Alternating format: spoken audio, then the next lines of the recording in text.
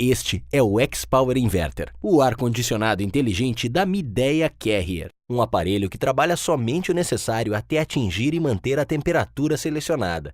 X-Power Inverter é mais econômico, preciso, silencioso e requer menos manutenção. Para que o produto tenha uma vida útil maior e obtermos a satisfação do cliente, é preciso uma instalação adequada. Nesta demonstração, produzida com um objetivo didático, vamos ver os procedimentos básicos usando como modelo um X-Power de 9.000 BTU por hora. Antes de iniciar a instalação, veja se a capacidade do equipamento está adequada à carga térmica do ambiente. Para isso, use o dimensionador virtual no site da Carrier, www.carrierbrasil.com.br. Para a sua segurança, utilize equipamentos de proteção individuais, como óculos, luvas, cinto de segurança quando se fizer necessário e ferramentas adequadas e em bom estado de conservação. Certifique-se de que haja compatibilidade entre as unidades evaporadora e condensadora, observando os modelos impressos nas etiquetas de identificação das duas unidades. As opções de compatibilidade encontram-se no item Características Técnicas do manual. Confira se a tensão da rede onde os equipamentos serão instalados é compatível com a tensão nominal do equipamento. No manual de instalação, operação e manutenção, você encontra as principais informações que precisa. Use-o sempre que necessário. Em caso de dúvidas, entre em contato com o apoio técnico da Carrier pelos fones 4003-9666 para capitais e regiões metropolitanas e 0800-886-9666 para as outras cidades. Com os aparelhos, acompanham os seguintes acessórios: suporte para instalação na parede junto à evaporadora, 8 parafusos de fixação, dreno e vedante, controle remoto com 2 pilhas, suporte do controle remoto, manual do proprietário, manual de instalação, operação e manutenção. Fixação das unidades. Vamos começar com a condensadora. Ela possui o componente responsável pela troca de calor com o ar externo, chamado de condensador. Por isso, deve ser instalada no ambiente externo. Ela deve ser posicionada em um local onde não haja circulação constante de pessoas, um lugar seco e o mais ventilado possível. Que não fique perto de fontes de calor ou vapores, exaustores ou gases inflamáveis e que não fique exposta a ventos predominantes, chuva forte, umidade e poeira excessiva. Use um suporte metálico ou fixe a condensadora sobre uma superfície firme, piso ou base de concreto. É recomendável que você use calços de borracha junto aos pés da unidade, para evitar ruídos indesejáveis. Obedeça às distâncias mínimas recomendadas pelo manual de instalação. Cuide para que o ar quente que sairá dessa condensadora não seja jogado sobre a tomada de ar de uma outra condensadora. Posicionamento da evaporadora. Planeje cuidadosamente a localização da evaporadora, evitando eventuais interferências com outros tipos de instalações já existentes ou projetadas. Exemplos: instalações elétricas e canalizações de água e esgoto. A posição da evaporadora precisa permitir a circulação uniforme do ar em todo o ambiente. Deixe espaço suficiente para os serviços de manutenção ou eventuais reparos. Para garantir a perfeita entrada e saída de ar, respeite os espaços mínimos entre a evaporadora e paredes, teto, piso ou móveis. Posicione o suporte de fixação prevendo a passagem da tubulação de refrigerante, da tubulação de dreno e da interligação elétrica. O manual de instalação traz um desenho com as dimensões que podem ser usadas para posicionar a furação para que ela fique atrás da máquina e não apareça. Ao fixar o suporte na parede do ambiente interno, é preciso cuidar para que fique bem nivelado. Isto evita o risco de vazamento de água na bandeja de condensados da evaporadora. Interligação das unidades, tubulações de refrigerante, elétrica e dreno. É por esta tubulação que o fluido refrigerante vai circular. Você precisa planejar por onde esta tubulação vai passar. É importante lembrar algumas recomendações em relação ao layout da tubulação. Quando a evaporadora estiver em um nível superior à condensadora, é aconselhável elevar a tubulação a um nível superior à evaporadora. Com este cuidado, evitamos um fenômeno chamado migração do líquido, que pode provocar a quebra do compressor. Quanto aos comprimentos, temos o linear e o equivalente. O comprimento linear é a soma dos comprimentos de cada trecho reto. Na instalação do sistema de 9.000 BTU por hora que estamos demonstrando, o comprimento linear, ou real, é de 3,5 metros. Para o cálculo do comprimento equivalente, temos que contar o número de curvas. Nesta instalação, temos 3 curvas. Multiplicamos este número por 0,3. No nosso caso, chegamos a 0,9 metros. Assim, O comprimento equivalente é o resultado do comprimento linear, 3,5 metros, 3,5 metros, mais 0,9 metros, que é igual a 4,4 metros. O desnível da nossa instalação é de 1,6 metros. Agora, veja se o comprimento equivalente e o desnível que você calculou estão dentro dos limites permitidos para o equipamento.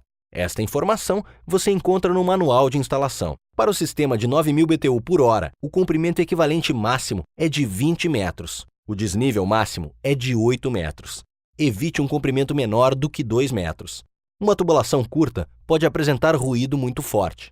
Quando for o contrário, ou seja, a condensadora acima da evaporadora, o recomendável é a instalação de um sifão na linha de sucção a cada 3 metros de desnível. Esta medida ajuda o óleo a retornar para o compressor.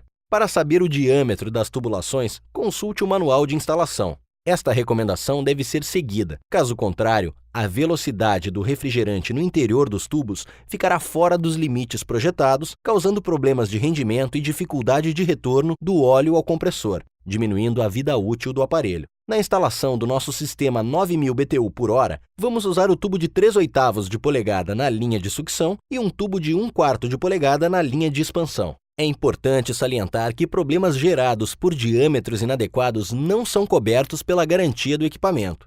Se você colocar os tubos em um único isolamento térmico, o equipamento perde a capacidade. Portanto, eles devem ser isolados separadamente. Utilize o cortador de tubos e retire as rebarbas.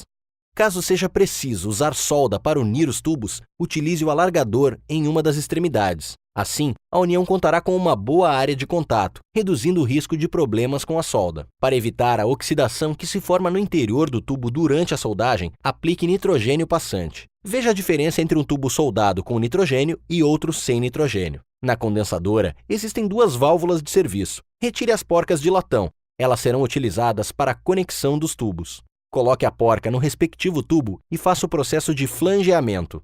Ao fixar o tubo na prensa do flangeador, deixe uma distância de aproximadamente 2 milímetros da extremidade. Para certificar-se que o flange está bom, observe se ele está cobrindo toda a área cônica da válvula onde o tubo será fixado. Além de cobrir toda a área da válvula, o flange deve passar facilmente pela porca.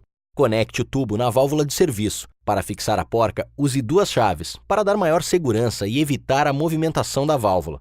Na evaporadora, retire as porcas dos tubos. Posicione os tubos de cobre e a mangueira de dreno de acordo com o lado por onde estes irão passar. Tenha cuidado para não danificar a tubulação durante este movimento. Nas laterais do equipamento, há tampas descartáveis para a passagem dos tubos e a mangueira de dreno. Aqui, em nossa instalação, vamos retirar a lateral esquerda. Para interligar a elétrica das duas unidades, são necessários 4 fios, um de cada cor, sendo 3 de interligação e 1 para o aterramento. Esta informação consta no diagrama de interligação do manual, assim como as recomendações para a seleção dos cabos. Recomendamos a utilização de terminais para a conexão dos cabos elétricos. Para este tipo de equipamento, é fundamental o aterramento correto das unidades. Conecte os cabos na borneira. Faça os flanges nos tubos de interligação. Verifique se o flange cobre a área das conexões. Lembre-se de usar 2 chaves para a fixação das conexões. Conecte a mangueira de dreno a uma rede para a saída da água condensada na evaporadora. Não esqueça que a drenagem é por gravidade, por isso, cuidado com o nivelamento da evaporadora e evite que a mangueira fique dobrada ou em um nível acima da bandeja da evaporadora. Para trechos longos, é recomendável que a rede de drenos seja feita em tubulação PVC. Na parte interna, você pode usar uma calha para melhorar o visual da instalação. Faça um teste de drenagem, colocando água na bandeja da evaporadora. Verifique se o escoamento é completo. De acordo com o diagrama, conecte os cabos na borneira da condensadora. Utilize terminais elétricos. Revise as cores dos cabos e a sua posição na borneira. Processo de vácuo. O processo de vácuo é de extrema importância para um bom funcionamento do equipamento. Através dele, os gases incondensáveis, como o ar e o nitrogênio, e a umidade, são retirados de dentro da evaporadora e da tubulação. Os gases incondensáveis podem afetar a eficiência do equipamento. Já a umidade provoca alteração na densidade do óleo do compressor. Misturada ao refrigerante e ao óleo, a umidade forma um ácido que atinge o verniz do bobinado do compressor, provocando a sua queima precoce. Aqui você tem uma amostra de como fica a parte interna do compressor se o processo de vácuo não for bem executado. Para a execução adequada de um processo de vácuo, você precisa de uma bomba de vácuo e um vacuômetro. Você pode acompanhar a pressão interna pelo vacuômetro. A unidade usada para medir o vácuo é o micrômetro de coluna de mercúrio. Recomendamos que a faixa atingida fique entre 250 a 500 micrômetros. Para você ter certeza que o sistema está livre de gases incondensáveis, umidade e vazamentos, logo que o sistema atingir a faixa recomendada, desligue a bomba de vácuo e continue monitorando a pressão através do vacuômetro.